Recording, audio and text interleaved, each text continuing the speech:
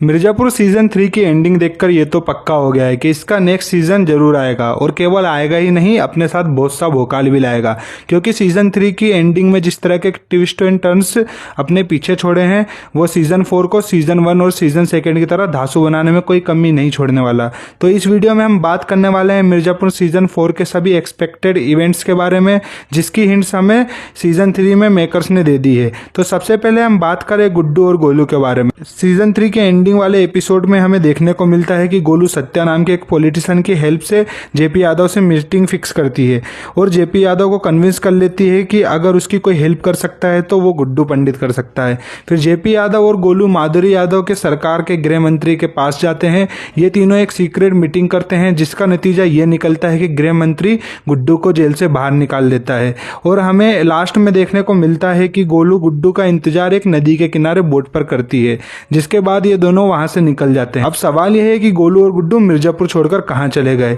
तो फ्रेंड्स, मुझे लगता है कि ये दोनों नदी के किनारे आगे बढ़ते हुए काठमांडू नेपाल निकल जाएंगे और वहां उनकी हेल्प वही अफीम का डीलर करेगा जो गुड्डू को अफीम सप्लाई कर रहा था। और वो इसलिए भी गुड्डू और गोलू की मदद करेगा क्योंकि गुड्डू ने जब उससे मीटिंग करी थी तो उसे अपनी बातों से इंप्रेस कर लिया था। और लाला की मौत के बाद काठमांडू का जो अफीम का डीलर है वो चाहेगा कि उसका बिजनेस पूर्वांचल में फैला रहे, जो कि उसके लिए केवल गुड्डू और गोलू ही कर सकते हैं। बात करें मकबूल के रिटर्न की, तो सीजन 3 के पोस्ट क्रेडिट सीन में हमें देखने को मिलता है कि बीना मकबूल को बुलाने के लिए अपनी भरोसेमंद नौकरानी को भेजती है। तो बीना को ऐसा करने के पीछे दो रीजन हो सकते हैं। पहला ये कि वो कालीन भैया को भी बाबूजी के जैसे मकबूल के साथ मिलकर रास्ते से हटाना चाहती हो, या दूसरा ये कि जब कालीन भैया को ये पता चलेगा कि ये बच्चा उनका नहीं है और बीना ने गुड्डू और गोलू की मदद करी थी मुन्ना भैया को मरवाने में, तो कालीन भैया पक्का बीना और उसके बच्चे को मारने की कोशिश कर सकते हैं। ऐसे में मकबूल ही उसे और उसके बच्चे को कालीन भैया से बचा सकता है,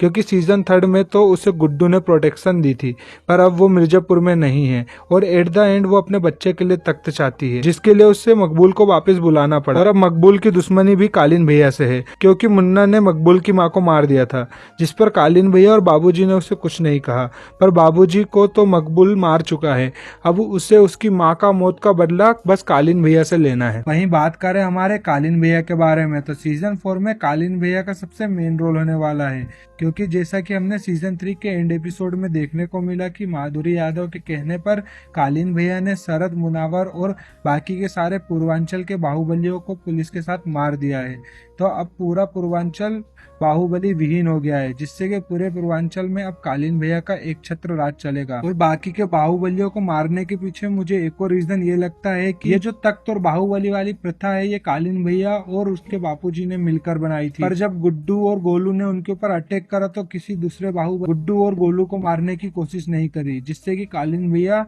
गुस्से में थे। इसी कारण हो सकता है कि उन्होंने सारे बाहुबलियों को मारा हो। पर गाइस, कालीन भैया का सबसे बड़ा बदला अभी बाकी रह गया है, गुड्डू को मारकर मुन्ना की मौत का बदला लेना। जैसे कि सीजन 3 के 10th एपिसोड में कालीन भैया गुड्डू को मारने के लिए जेल जाते हैं, पर वहां गुड्डू की जगह कोई और ही होता है, जिससे साफ है कि मिर्जापुर सीजन 4 में कालीन भैया गुड्डू और गोलू को मारने की पूरी कोशिश करते नजर आएंगे। सीजन 4 में कालीन भैया के लिए एक नई मुसीबत भी आने वाली है। अगर आपको याद हो तो कालीन भैया ने लास्ट में जिस मुनावर को मारा वो पश्चिम का मीडिएटर था और वो किसी हकीम नाम के बाहुबली के सारे ऑर्डर्स फॉलो करता था, जो कि शायद पश्चिम के तख्त का मेन बाहुबली हो। तो कालीन भैया की इस गलती की वजह से अब हमें स्टोरी में पूर्वांचल वर्सेस पश्चिम यूपी देखने को मिले। और आगे ये भी हो सकता है कि जब गुड्डू और गोलू वापस मिर्जापुर की कुर्सी पाने की कोशिश, पश्चिम के सारे बाहुबली गुड्डू की मदद करें, जिससे कि मुकाबला गुड्डू वर्सेस कालीन ना होकर पूर्व वर्सेस पश्चिम यूपी हो जाए और जो ये फाइनल बैटल जीतेगा उसका शासन पूरे यूपी में चलेगा। वही फ्रेंड्स, एट द लास्ट यहाँ हमें यूपी वर्सेस बिहार भी देखने को मिल सकता है, क्योंकि सिवान के त्यागी ब्रदर्स को अभी भी गोलू से अपने भाई का मौत का बदला लेना है, क्योंकि सीजन 3 में गोलू उसके चंगुल से बचकर भाग गई, पर वो अब भी पूरी तरह गोलू को खत्म करना चाहती चाहता है, वहीं गोलू भी अपनी सारी ताकत से छोटे त्यागी को खत्म करने की कोशिश करेगी, क्योंकि उसने गोलू को बहुत टॉर्चर किया है और कहीं ना कहीं ये जो सब कुछ हुआ है उसका जिम्मेदार गोलू छोटे त्यागी को ही मानती है, क्योंकि अगर छोटा त्यागी उसे किडनैप नहीं करता तो गोलू गुड्डू को ये सारी गलतियां करने से रोक लेती, उसे जेल नहीं जाना पड़ता और ना ही उन दोनों को मिर्जापुर छोड़कर भागना पड़ता। तो देखना मजेदार होगा कि दोनों अपनी अपनी बर्बादी के लिए एक दूसरे को जिम्मेदार समझते हैं, पर एट द लास्ट कौन अपना बदला पूरा कर पाएगा। तो फ्रेंड्स, ये सारी मेरी थ्योरीज थी। आपको कौन सी थ्योरी सबसे अच्छी लगी कमेंट करके बताएं, और अगर आपके पास कोई थ्योरी है सीजन 4 को लेकर तो आप हमारे साथ कमेंट बॉक्स में शेयर कर सकते हैं। तो इस वीडियो को यही खत्म करते हैं, मिलेंगे हमारे अगले वीडियो में, पर जाते जाते चैनल को सब्सक्राइब करना ना भूलें।